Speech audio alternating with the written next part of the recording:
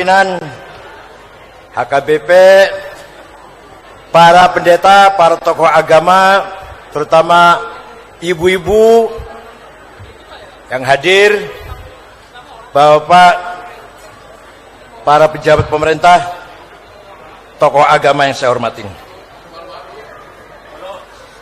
Manusia itu bahasa Arabnya insan. Insan itu bahasa Arab. Kata benda, kata kerjanya anas. Gak usah ditambah urbaningrum, anas gitu aja. Adjektifnya kalau maskulin anis, yang gak usah tambah Baswedan, anis gitu aja. Kalau feminin anisah. Anas, anis, anisah, insan, itu sama itu. Artinya harmoni, intim, akrab, saling kangen. Jadi kita manusia ini semenjak dilahirkan di muka bumi sampai nanti akan kembali ke alam yang abadi, amanat yang paling melekat pada diri kita, amanat insaniyah, humanity. Sebelum amanat agama, sebelum amanat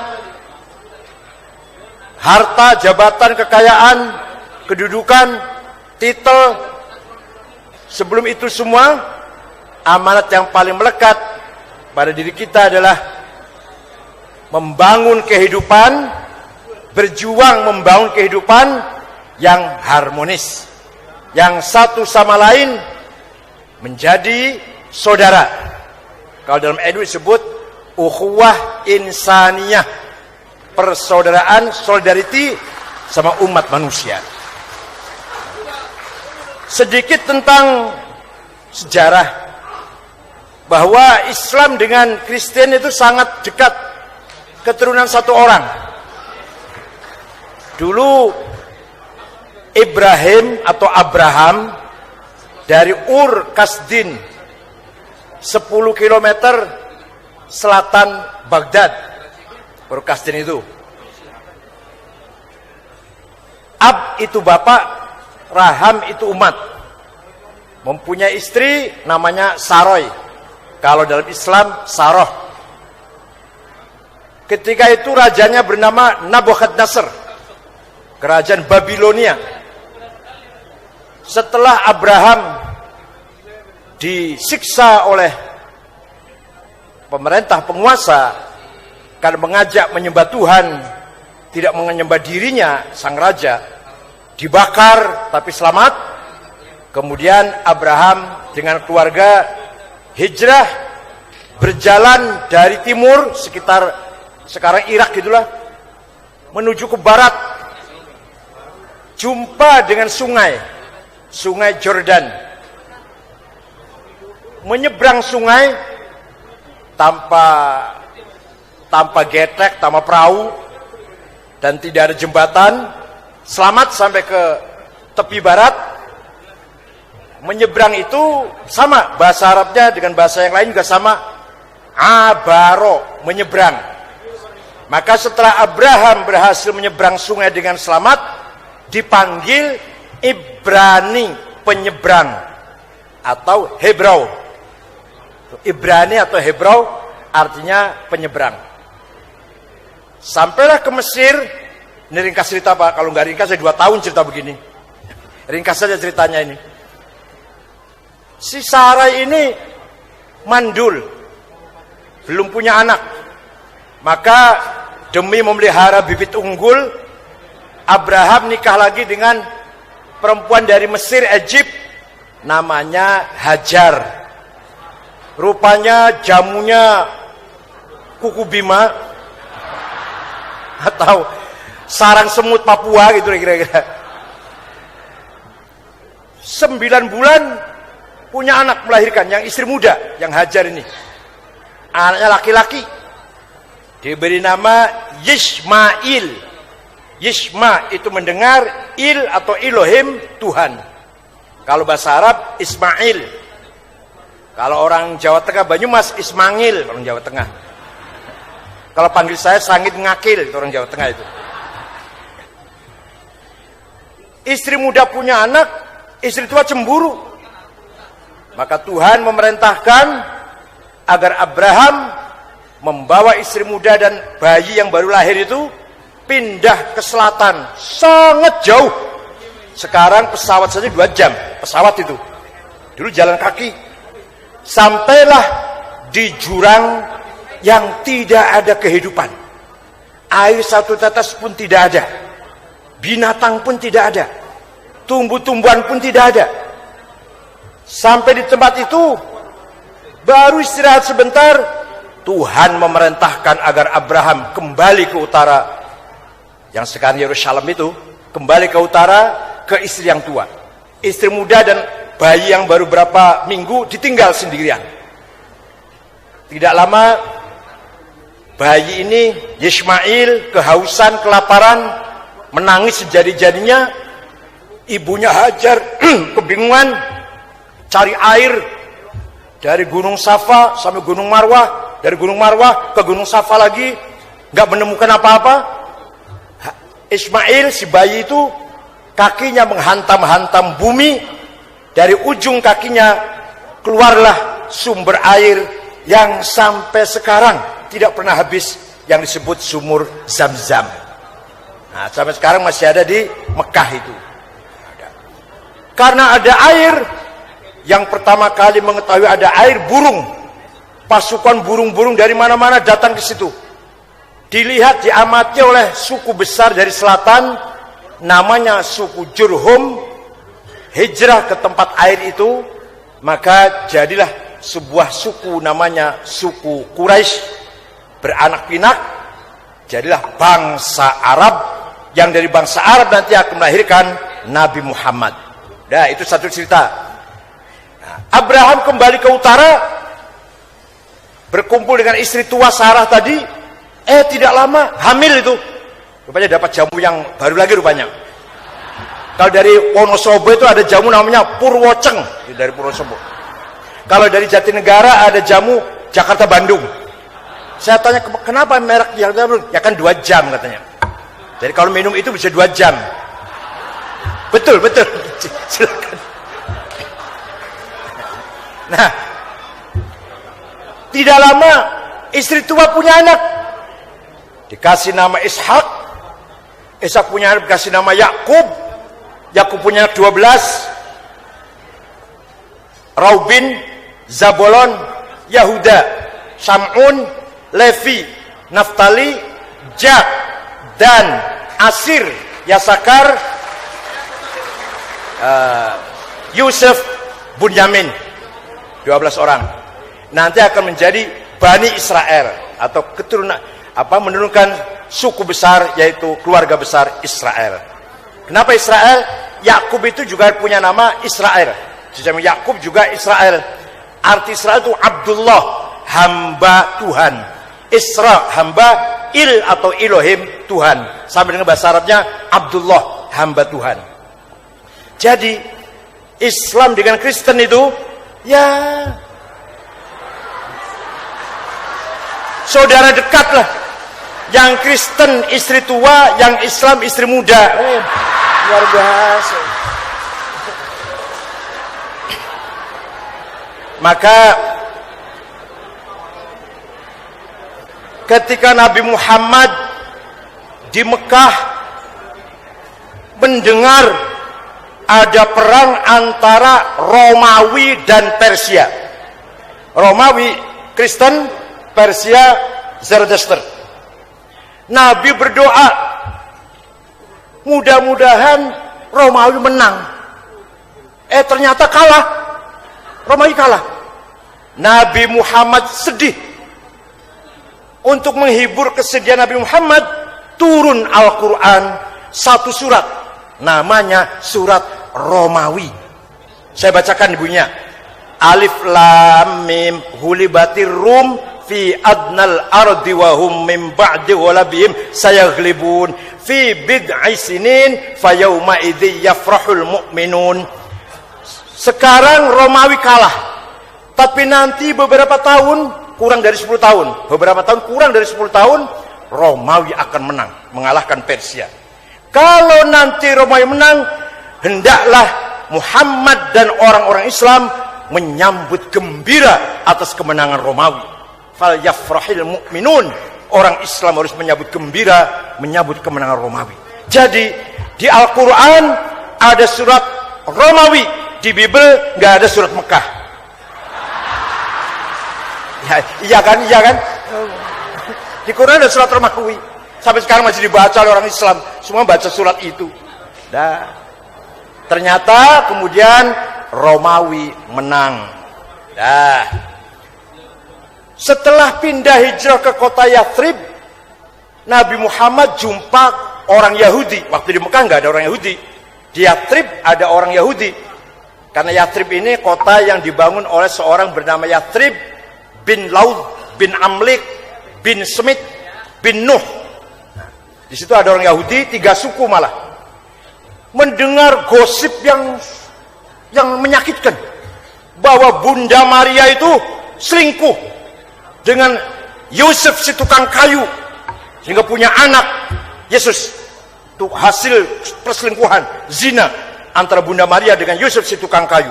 Nabi Muhammad menangis, Pak, dengar gosip itu. Mohon pada Tuhan gimana cara mengkanternya. Mohon pada Allah.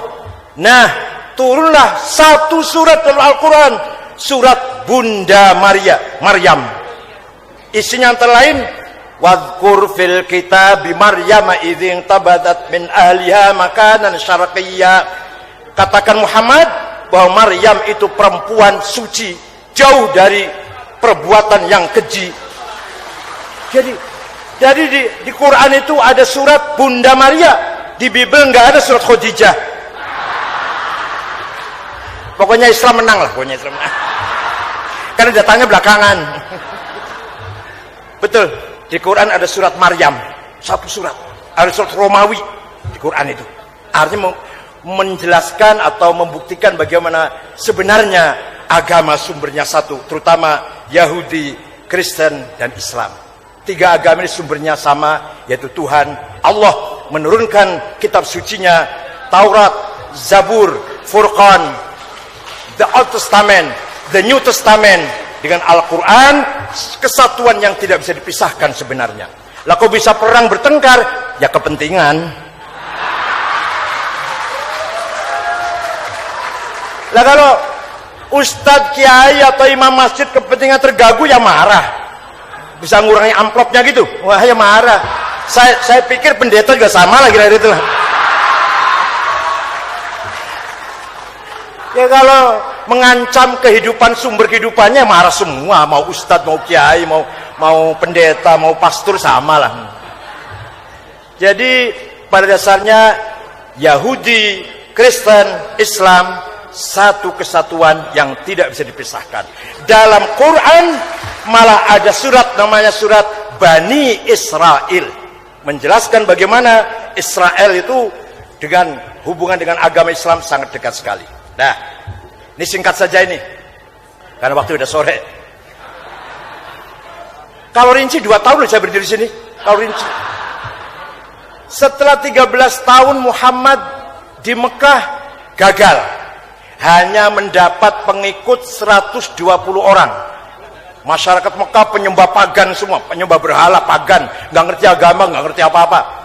Kan disebut dalam bahasa Arab jahiliyah, primitif. Nabi terpaksa pindah ke kota Yathrib tadi, menjumpai masyarakat yang plural.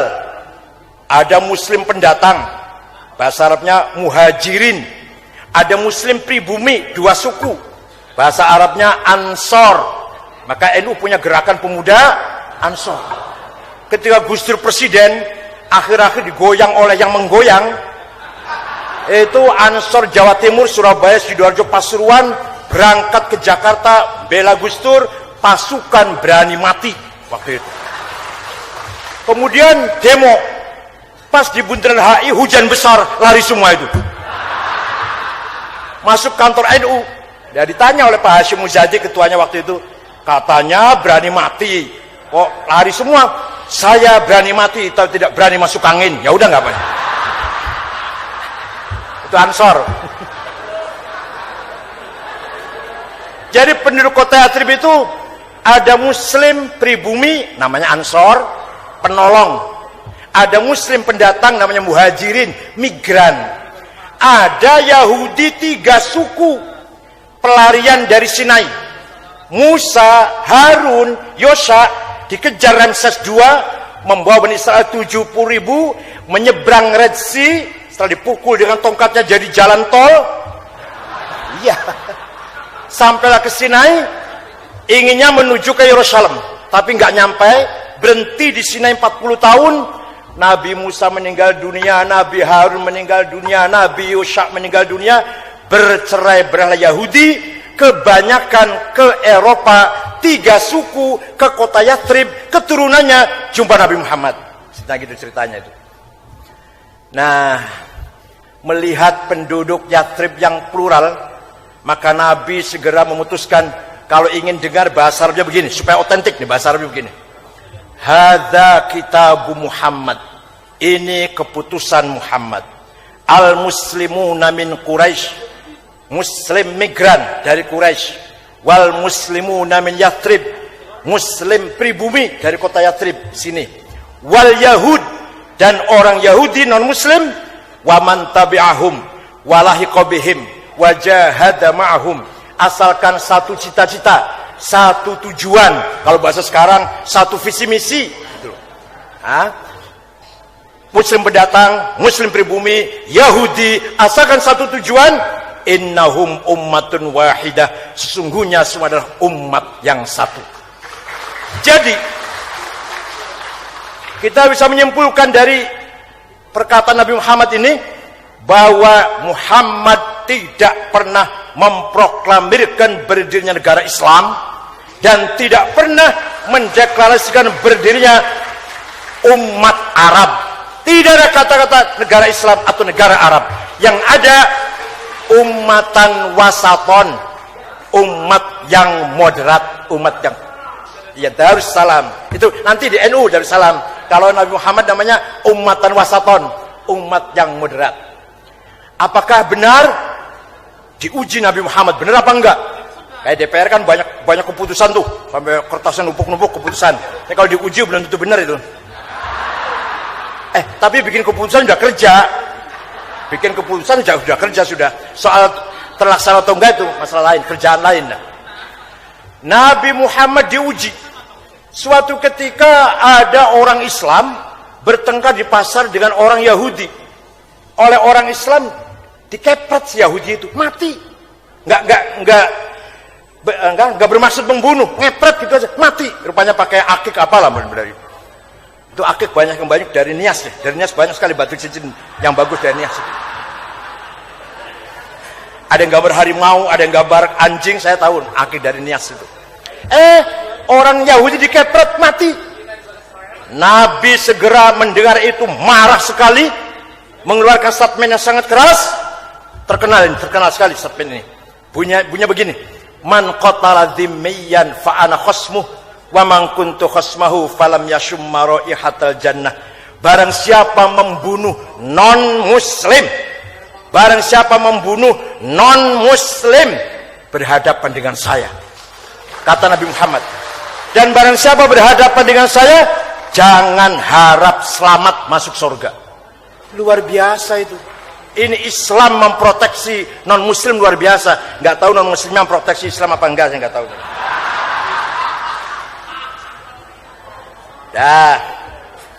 Suatu ketika ada perempuan maling ditangkap oleh Satpol PP lah.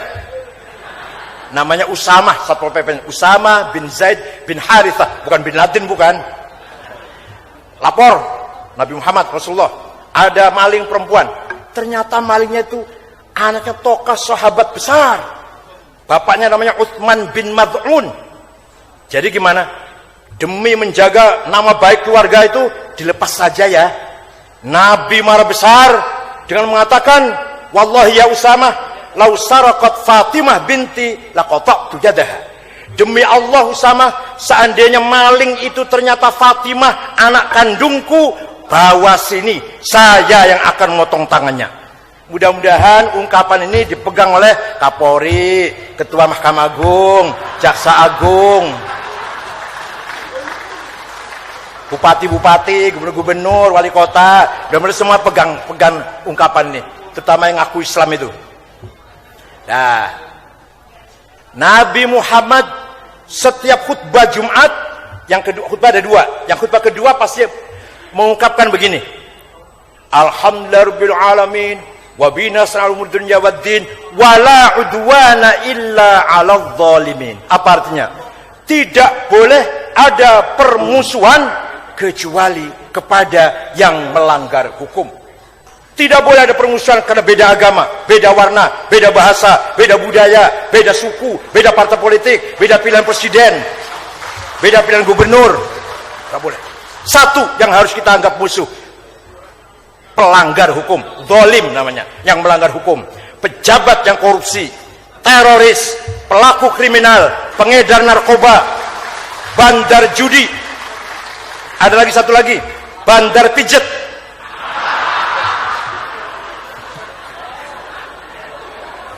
Itu harus kita lawan, itu harus kita berantas, itu musuh kita bersama itu. Bandar judi, bandar narkoba ketangkep, ternyata pengurus masjid misalkan, tangkap. Bandar judi ternyata pengurus gereja, tangkap. Bukan karena agama ini, karena perilaku. Wala udwana illa 'alal zalimin. Malah suatu ketika ada orang pakai gamis, pakai jubah, berangkat sholat Jumat. Di tengah jalan digigit anjing. Anjing dipukul. Kesakitan, lapor pada Tuhan.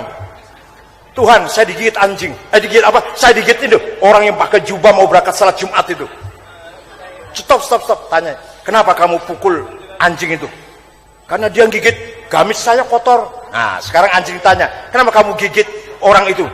Saya pikir kalau orang sudah pakai jubah, pakai sorban, nggak punya marah. Marah juga. Sama, nggak ada bedanya dengan yang pakai jeans sama kaos, sama apa bedanya itu? Jadi agama itu bukan pakaian, bukan simbol, bukan masjid besar, bukan gereja mewah, bukan menara yang tinggi, bukan salib emas. Agama adalah ada dalam hati kita masing-masing.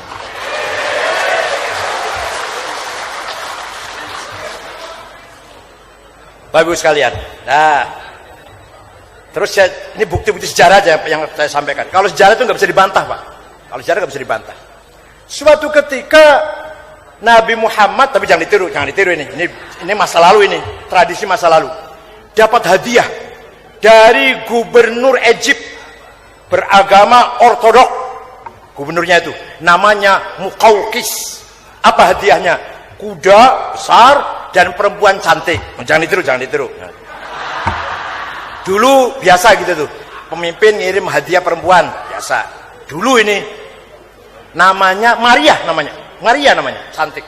Sebenarnya dua perempuan, satu Maria, dua Shirin. Tapi yang Shirin nggak cantik, dikasihkan pada sahabat Hasan bin Thabit. Yang Maria diambil Nabi Muhammad yang cantik. Yang nggak apa-apa, masa milih yang jelek, yang cantik milih. Setelah riba hadiah itu,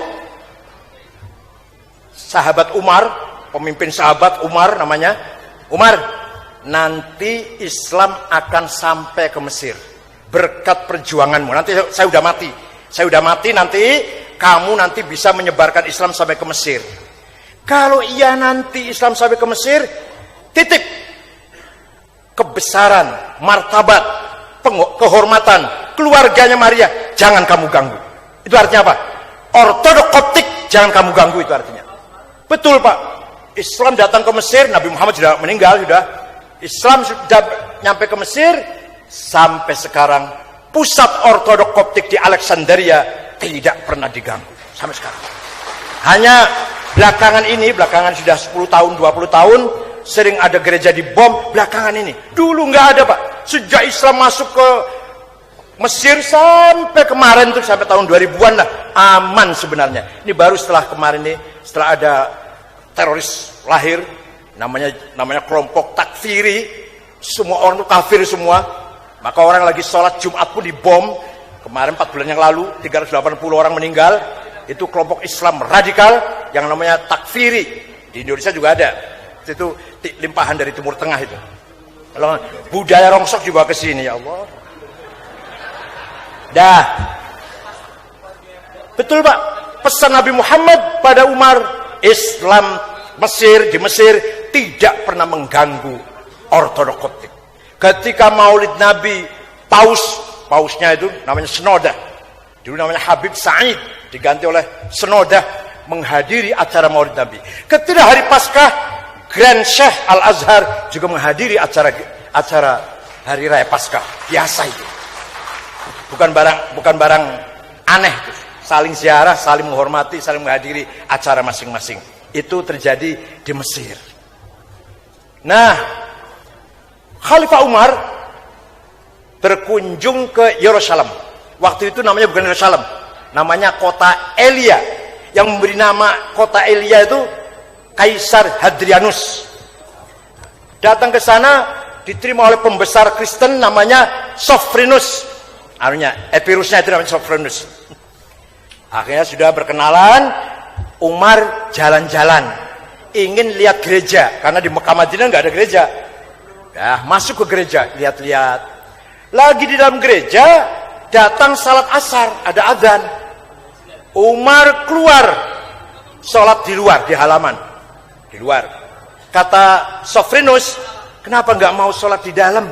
Saya sediakan sajadah lah. Apa jawabnya Umar? Maaf, saya tidak mau sholat di dalam gereja karena saya khawatir kalau nanti generasi Islam akan datang merebut gereja ente ini, gereja anda ini, alasannya bekas salatnya Umar. Betul, dalam sejarah ada itu. Maka beliau nggak mau sholat dalam gereja, khawatir nanti orang Islam merebut gereja itu jadi masjid, mengabadikan tempat salatnya Umar nanti. Itu terjadi ketika Umar jadi khalifah. Walhasil kesimpulannya, kalau manusia bahasa insan artinya keharmonisan, maka Islam sebenarnya dari kata salam, shalom, damai, peace, atau dari kata selamat, bahasa Arab itu salamatun, selamat, atau dari kata taslim, menyerah total kepada Tuhan. Jadi Islam, salam, salamat, taslim, itu sama, menyerah Tuhan, menyerah total kepada Tuhan. Nah, inilah yang sebenarnya agama yang sebenarnya baik Islam, Kristen maupun agama apapun, yang paling pokok adalah humanity, kemanusiaan. Percuma gereja besar, mewah, tapi kalau kanan kirinya masyarakatnya kumuh, anak-anak kecil telanjang, kelaparan, tidak berpendidikan, tidak sehat, percuma. Begitu pula masjid mewah, dibangun dengan miliaran, tapi masyarakat kanan kirinya kumuh, kemproh, berpendidikan, tidak berpendidikan, kesehatan mundur, percuma masjid besar itu. Oleh karena itu, mari kita sudah punya falsafah kehidupan bersama yang namanya Pancasila.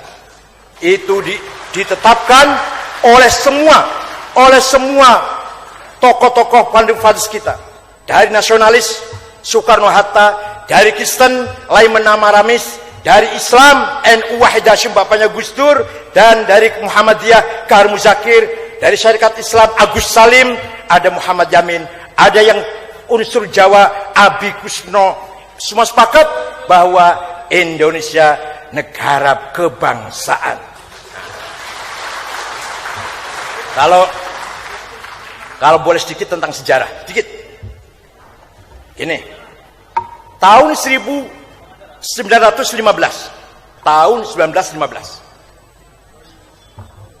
Wilayah Islam sedunia ini dipimpin oleh satu pemimpin namanya Khalifah di Turki Ottoman. Ya.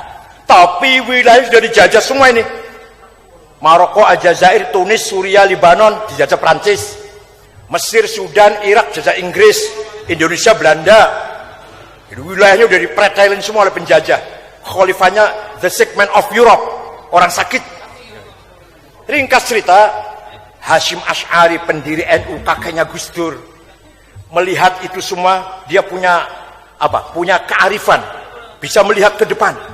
Ini nanti sistem khilafah akan bubar. Kalau udah bubar akan berdiri negara nation sendiri-sendiri, kebangsaan.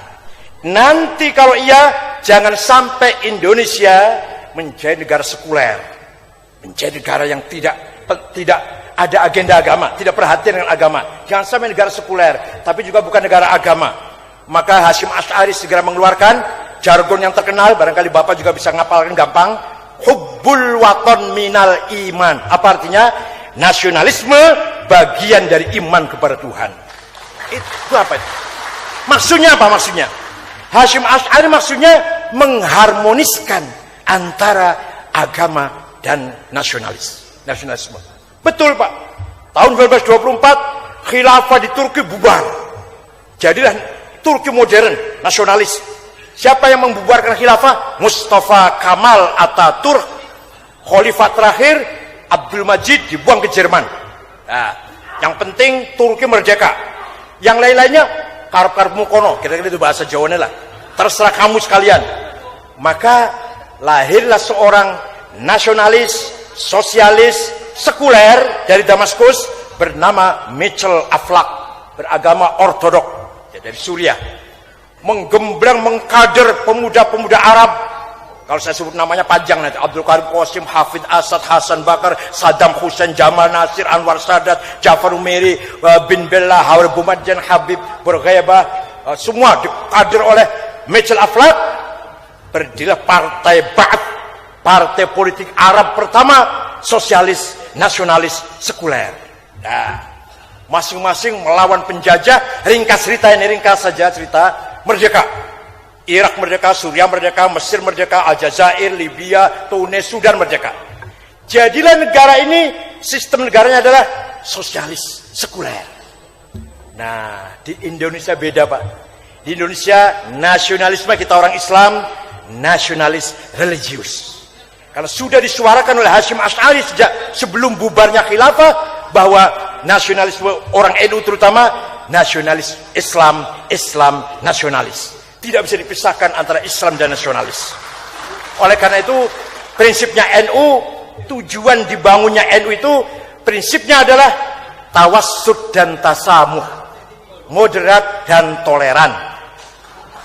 Moderat membutuhkan kecerdasan. Orang supaya modern harus cerdas. Kalau nggak cerdas ya nggak bisa modern. Pasti ekstrem kanan atau ekstrem kiri. Tandanya orang goblok itu. Kalau orang moderat itu yang cerdas.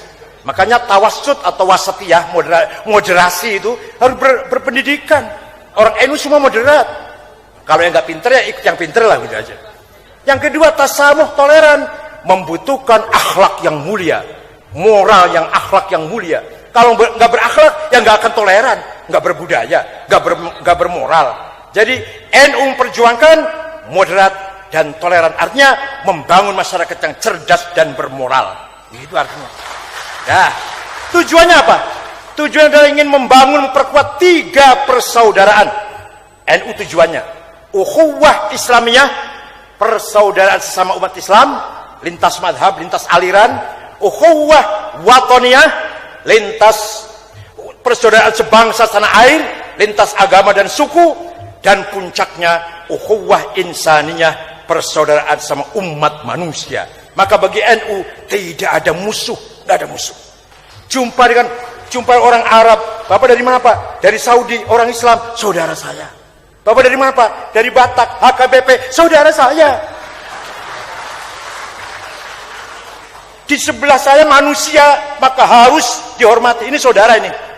Nabi Muhammad pidato paling akhir 84 hari sebelum wafat. 84 hari. Apa? Gini, pidatonya begini. Ayuhan nas, wahai manusia, bukan wahai umat Islam, bukan wahai orang Arab, manusia semuanya. Inna dima'akum haram, nyawa kalian suci. Wa amwalakum haram, properti kalian suci. Wa irdakum haram, dignity kalian semuanya suci. Kahurmat yaumikum hadza wa syahrikum hadza wa baladikum hadza, seperti sucinya hari wukuf haji ini bulan suci Mekah, bulan suci haji dan kota Mekah. Jadi artinya Nabi Muhammad telah mendeklarasikan human right 15 abad yang lalu. Melihat orang sebelah kita manusia, harus kita hormati. Ada orang minta tolong tabrak mobil, minta tolong, tanya dulu, Islam apa Kristen? Islam. NU apa Muhammadiyah? NU. NU-nya Gus Dur apa NU-nya? Wah, mati dulu. NU-nya PKB apa P3? Mati dulu, tanya gitu. Maka membangun persaudaraan kemanusiaan ini yang paling berat sebenarnya. Kalau dalam Al-Quran dikatakan islahim bainan nas, membangun masyarakat yang saleh, yang solid, yang akur, yang rukun.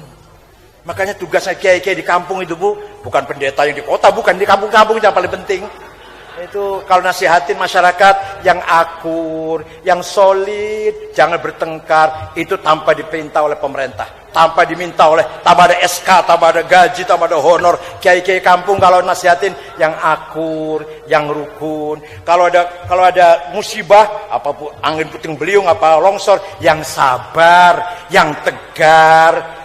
Itu artinya kiai-kiai kampung kecil itu sedang membangun kepribadian bangsa, membangun jati diri bangsa. Bangsa Indonesia yang solid, yang sabar, yang tegar, tidak mengenal putus asa. Mari kita tunjukkan bahwa bangsa Indonesia bangsa yang beradab, yang bermartabat. Maka saya sering katakan, silahkan cari ilmu agama Islam ke Arab. Saya dulu Arab, Pak, 13 tahun setengah, pulang bawa anak 4. Gus Dur, Mesir dan Irak sekolahnya. Mustafa Bisri, Mesir. Pak Quraish Shihab, Mesir 15 tahun. Pak Agil Munawar, Menteri Agama, sama itu senior saya itu 15 tahun juga. Saya 13 tahun setengah. Yang saya bawa pulang ilmu agama Islam, bukan jenggotnya saya bawa pulang.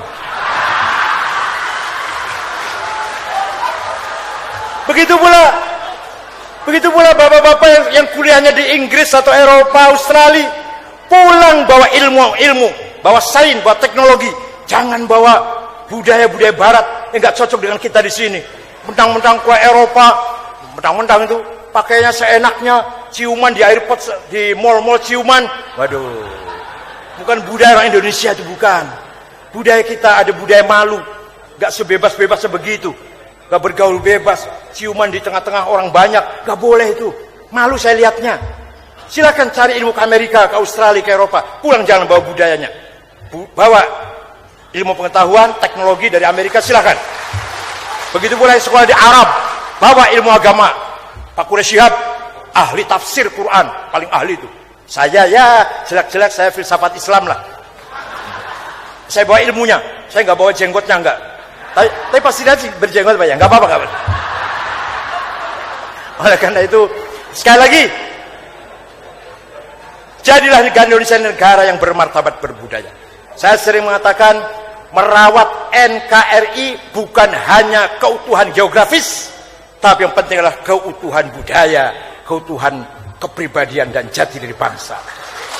Mari, Pancasila tidak menggeser agama. Ini banyak orang yang gagal paham, dikira Pancasila menggeser agama. Enggak, silakan sholat 5 waktu di masjid, silakan puasa Ramadan, pergi haji, zakat, silakan orang Islam. Tidak diganggu oleh Pancasila. Silakan bapak yang dari Kristen nih bangun gereja, sembahyang di gereja, pergi ke Yerusalem, tidak dikurangi, tidak diganggu oleh dengan prinsip Pancasila. Merupakan kesepakatan bangsa Indonesia melalui Founding Fathers bahwa Pancasila sudah final. Inilah yang saya maksud dengan Islam Nusantara, Islam culture, Islam budaya, Islam yang santun, Islam anti kekerasan. Luar biasa Islam Nusantara ini. Terima kasih. Mudah-mudahan ada manfaatnya saya berbicara di sini. Mudah-mudahan Tuhan selalu memberkati bangsa Indonesia. Tuhan selalu merahmati, memberikan kasih sayang kepada seluruh bangsa Indonesia agar bangsa Indonesia mampu menjaga martabat budayanya, mampu membangun negaranya, tidak ketinggalan dengan negara-negara yang lain. Biarkan negara yang lain silahkan kacau balau, apalagi di Timur Tengah lah, bom di sana sini meledak. Indonesia mari kita jaga tidak seperti Timur Tengah, mudah-mudahan. Terima kasih. Mohon maaf kalau ada perkataan yang tidak berkenan. Wassalamualaikum warahmatullahi wabarakatuh.